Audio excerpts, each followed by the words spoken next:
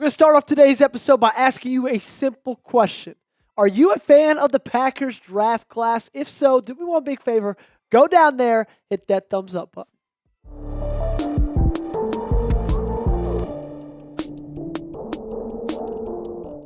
Mel Kiper, as he always does, takes a second after the NFL draft is over and gives each team a grade. And on today's show, we're going to be breaking down what he said about the Green Bay Packers, talked about Matthew Golden, a ton of other draft picks. That's all coming up on today's show. Let's start off with the grade.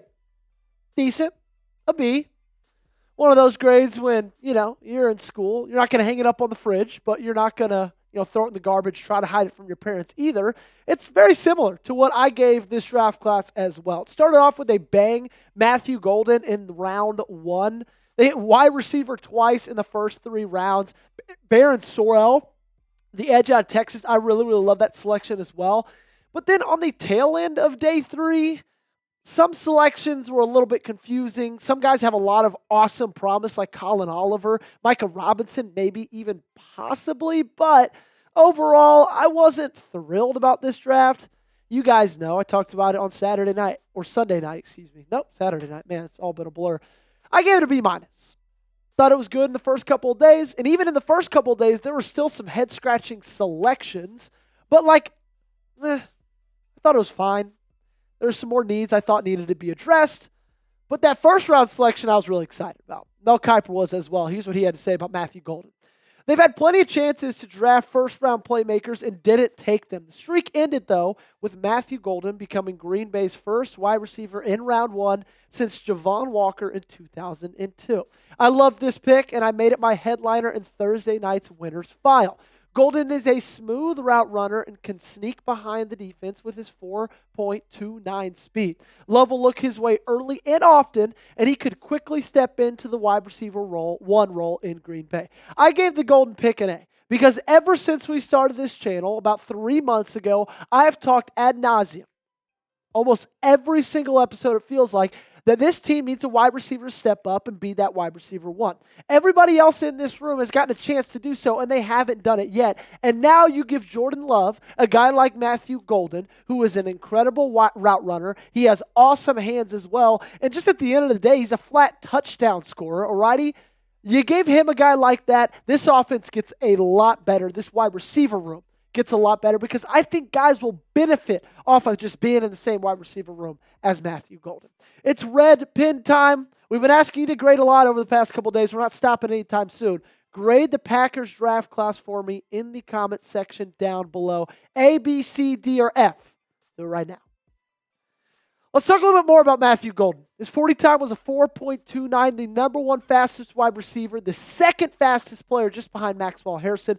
59% of his targets of 20-plus yards were caught last year. Number 1 out of wide receivers in this draft class. 16% of his catches went for a touchdown. Number 3 of any wide receiver in this draft class. And then 51% of his targets last year resulted in a first down or a touchdown. That was 8th best of all wide receivers in this class. And that's not even just catches. That's targets we're talking about. He was Tom Downey's 3rd best wide receiver ranked. The 19th overall prospect, you got him at number 23.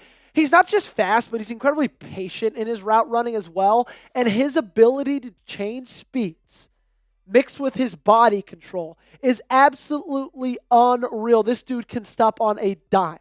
The production hasn't necessarily matched the potential until last season. But man, I've got a ton of confidence about this guy coming into this offense, run by Matt LaFleur, run by Jordan Love, with Josh Jacobs still in the backfield. He's got a chance to become a really, really good player. I like a lot of the players that Green Bay drafted. I really do. And I'm not going to just flat out say these guys aren't going to be good pros. But I just don't necessarily believe and feel that they address the needs how I wish they would. We talked in my draft big board 2 days before the draft. And I said my draft strategy, I'd go with a cornerback, edge rusher, wide receiver in the first 3 rounds. And then after that, I'd go best player available 4th round and beyond with the final 5 picks of the draft. They went wide receiver first, and then they went offensive tackle. And then they went wide receiver again. And they didn't hit cornerback until the 6th round? Maybe the first of their 7th round selections? I can't remember. But, come on. That's your biggest need, in my opinion, is quarterback. One of them, probably the second biggest. And so I just wish they would have addressed that sooner. And I'm confused why they didn't, and I'm not the only one. Mel Kiper was as well. Despite how well the Packers addressed their biggest need, I was scratching my head with their approach to their second biggest. Green Bay made 8 picks, and only one of them was directed toward the quarterback room. Micah Robinson at number 237. I ranked 62 corners this year, but Robinson wasn't on the list. The situation with corner Jair Alexander is still lurking, and Hobbs and Keyshawn Nixon are both better in the slot. And this is what I'm talking about. When I talk about Anthony Belton and that selection at number 87, it's not because I don't like Anthony Belton. It's just there were still a lot of corners on the board. And that's not supposed to be 87. That's my bad. It's supposed to be 57. But there still were a lot of corners on the board when you selected Anthony Belton. Trey Amos was out there. Darian Porter was out there. Azariah Thomas, the cornerback from Florida State, was out there. Siobhan Revel Jr., thank you, Jack. He was out there as well. And so it's like you went offensive tackle, something you didn't necessarily need to do because you got Rasheed Walker, you got Zach Tom, and Jordan Morgan, Brian Gutekunst said a couple of weeks ago, was going to get some reps at left tackle. And your biggest need, in my opinion, you had a lot of really good players there that could have addressed that need and been possible starters on this roster. Said you waited till pick number 237 to fill that need. Just kind of a head scratcher, in my opinion. Like it up for me, alrighty? Are you ready for the 2025 NFL season? Because if there's one thing about the NFL draft, it gets me absolutely juiced to see all these players in Lambeau Field playing actual games. If you're ready for the season, let me know by liking today's video. I will say, Mel did have some really high praise for Sorrell. And I did as well. Barryn Sorrell, I think, was my favorite draft pick. I said that on my draft grades night. The value that you got in that 4th round for a player like him, phenomenal. Mel Kiper agrees, saying they needed defensive line help, and Barryn Sorrell was one of only 2 FBS players to have at least 40 pressures and 10 run stops last season, joining James Pierce Jr. And that's what I love so much about Sorrell, right, is he's not a one-trick pony. A lot of these guys can kind of come in and they're only situational pass rushers, right? Or they don't really give you anything getting to the quarterback, but they help you a lot in run defense. He had 6 sacks, almost 50 pressures, and he also had over 10 run stops as well. This dude can do it all, right? Solid run defender. Showed a lot of growth over the last season as pass rusher. He has great moves with his hands, and he has awesome upper body strength as well. The only thing that kind of is a knack against him is he's got a high motor, which is a great thing, but because of that, it allows him to crash too much as a backside run stopper or even overrun the pocket from time to time. But I will say I would rather have my prospect's negative quality be that he has a high motor. I think that means you got a pretty good prospect, and you could just tame that down just a little bit.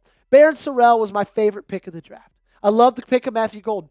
I really like the pick of Savion Williams. I'm so excited to see him in that offense.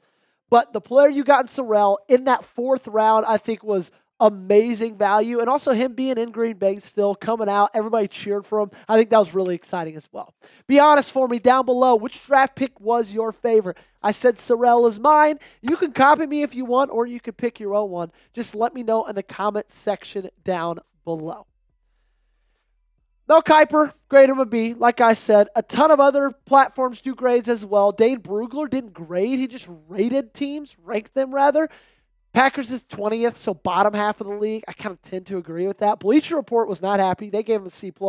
Chat Sports, both myself and Jackson Durham gave the Green Bay Packers a B-. CBS Sports gave them a B- as well. So kind of everybody in agreement that the Packers had a fine draft, but it was just kind of that. It was fine. Kiper's A grades, though, only gave out 5. The Cleveland Browns received an A+. No surprise there. Anybody who's drafted Shedeur Sanders was going to get an A+. It didn't matter if it was the Birmingham Stallions or the Cleveland Browns. The Seahawks, Patriots, Giants, Eagles all had really great drafts as well. I would honestly bump Eagles up from an A- to an A. A lot of people sat at that B range in the middle. Baltimore with a B+, all the way down to the Washington Commanders. They got a B+ as well. A good amount of Bs. Cowboys, Green Bay, Indianapolis, Las Vegas got a B, even though they took the stud Ashton Jeanty at number 6 overall. Tampa Bay got a B. Arizona, Buffalo, and Denver got B minuses, as well as Los Angeles, Minnesota, New Orleans, and Pittsburgh. And then they rounded this thing out with 5 C grades. Luckily, Green Bay wasn't in that. Carolina, Detroit, Miami, Atlanta, and Cincinnati. I think Cincinnati probably had the worst draft of anybody, and I don't think Mel Kiper Jr. or myself are the only ones who feel that way. We're getting out of here, but before we do, make sure you guys hit that subscribe button. We got you covered for the entirety of the offseason, right? The draft is over. A lot of people take this time and say, you know what, I'm going to slow down. I'm going to take a break. We don't. Videos every single day right here on the Packers Report.